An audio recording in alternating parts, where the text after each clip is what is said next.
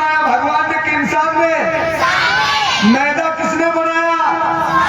बेसन किसने बनाया? कढ़ाई किसने बनाई? भट्टी किसने बनाई? लड्डू किसने बनाए?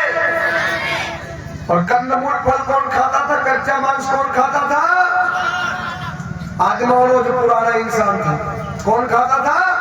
इंसान। अगर भगवान उसके पहले पैदा हुआ तो 56 प्रकार का भोग कहां से आता था? तेल कहां से आता था? बेसन कहां से आता था? लड्डू कहां से आता था? इससे ये सिद्ध होता जिन्होंने पहले पैदा हुआ तो भगवान। और इंसान वस्त्र कैसे पहनता था? इंसान कपड़े कैसे पहनता था? आदमी पहले तो नंगा रहता था और नंगा के बाद में क्या करता था? जानवरों की खाल और पेड़ और पत्तों से अपने शरीर को, मतलब पत्ते और जानवरों की खाल से अपने शरीर को ढकने लगा। और भगवान तो कोई नंगा नहीं है, तो कपड़े का आविष्कार किसने किया? भगवान ने कि इंसान ने? कपड़े का आविष्कार किसने किया? जोर से बोलो, कपड़ा किसने बनाया? भगवान ने कि इंसान ने? इंसान ने। तो इंसान पहले पैदा हुआ तभी तो भगवान के पास कपड़ा पहुंचा। अगर पहले कपड़ा बन गया होता तो इंसान नंगा नहीं होता। तो ये भगवान जो पहनता है, लंगोटी पहनता है, संतोषी माता के पास, दुर्गा माता के पास, सरस्वती माता के पास ये बनारसी साड़ी कौन सी फैक्ट्री से आई भाई? इससे ये सिद्ध होता है कि पहले इंसान पैदा हुआ। लोहे का आविष्कार किसने किया? लोहे का आविष्कार इंसान ने। ये भगवानों के पास तलवार है, त्रिशूल है, बर्छी है, कटार है, भाला है। अरे लोहार था नहीं तो बनाया किसने? लोहार था नहीं तो बनाया किसने? इसका मतलब लोहार पहले पैदा हुआ भगवान, तभी तो हथियार पहुंचा।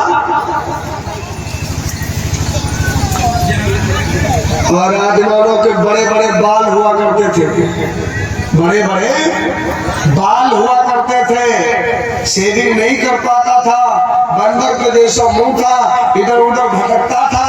लेकिन माताओं, बहनों, भाइयों, देवियों की मूर्तियों को देखते हो तो ऐसा लगता कि देवी जी अभी ब्यूटी पार्लर से निकली है। एब्रो भी सेट है, लिपस्टिक भी लगी है, सिंदूर भी लगा है, बढ़िया फेशियल करवा के आई। इसका मतलब ब्यूटी पार्लर था नहीं तो माता जी के पास लिपस्टिक कहां से आई जो लगाती है? सुनार की दुकान थी नहीं कि ये नथुनी कहां से आई? भाई कहां से आई बोलिए आप लोग। इससे ये सिद्ध होता है कि देवी देवताओं को पैदा करने वाला इंसान ही है।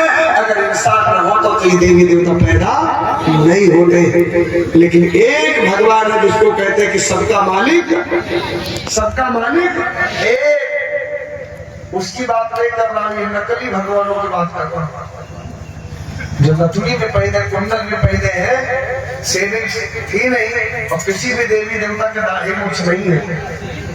ये कैसे बनाते थे भाई? कहां को जाते थे? साबुन था नहीं, कुआं था नहीं, हैंडपंप था नहीं, शैम्पू थी नहीं, लेकिन बाल मुलायम है, चेहरा गोरा है, लिपस्टिक लगी है, नथुनी भी पहने हैं, लिपस्टिक भी लगाए हैं, झाला भी पहने हैं, पायल भी पहने हैं, चूड़ी भी पहने हैं। ये कौन सी फैक्ट्री से आई भाई? बोलिए आप लोग। एक गाना बजता था, भजन, समझना। हम लोग बचपन में गाया करते थे और हमारे दादा लोगों ने सुना हो। कौन सा गाना? कि बोले गौरा से शंकर जी एक दिन, उस गीत में एक एक शब्द समझना।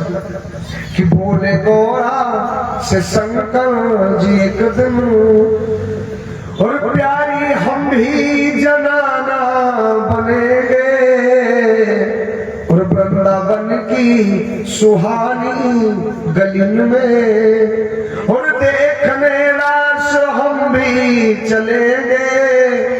ये तो ऐसा आया जब रास रचाते कन्हैया भगवान, तो भोले बाबा श्रृंगार कैसे करते हैं?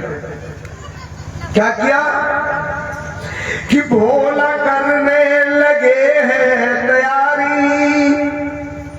और तन पे पहनी बनारस की साड़ी। अब विचार करो, भोले बाबा के जमाने में बनारसी साड़ी चलती थी, इसका मतलब भोले बाबा बाद में पैदा हुए, बनारस पहले बन गया। ये तो बनारस की साड़ी उनके पास कि भोला करने लगे हैं तैयारी और तन पे पहने बनारस की साड़ी और झुमका झांसी का कानों में डाला, खूब होठों पे लाली लगा ली। झांसी भी नहीं थी, झांसी का झुमका आया कहां से? इसका मतलब भोले बाबा बाद में पैदा है, झांसी पहले बस गई। नागपुर की नथुनिया मंगा ली। कहा की नथुनिया? नागपुर की। इसका मतलब नागपुर भी पहले बस गया, भोले बाबा बाद में पैदा हुए। हमने के उसी भजन से पूरे पूरे लाभ पूरे कर कि नागपुर की नथुनिया मंगा ली और खूब होठों पे लाली लगा ली और मर्द से बन गए हैं जनाना। भोले बाबा और ये माननीय उदयवीर गौतम जी इतवारपुर से ये 100 रुपए आशीर्वाद भेंट करते, बहुत बहुत धन्यवाद साथ। कि मर्द से बन गए हैं जनाना। अब ये बताओ, ये पूरा भजन हमें नहीं गाना, ये 4 लाइनों में आपके समझ में आया कुछ? आया कुछ? तो बता, शंकर भगवान के बाद में पैदा हुए, झांसी और नागपुर और बनारस पहले बसे। और लोग क्या कहते हैं? काशी कहाँ है? शंकर जी के त्रिशूल पर काशी बसी है। काशी कहाँ बसी है? शंकर जी के त्रिशूल पर। और उसी काशी को ही आज के जमाने में वाराणसी और बनारस जब त्रिशूल पर बसी है, तो फिर शंकर जी बाहर कैसे आ गए बनारस की साड़ी पहनने के लिए? बोलिए हमको, कितना बेवकूफ बना दिया गया आप लोग। देवी देवता का मतलब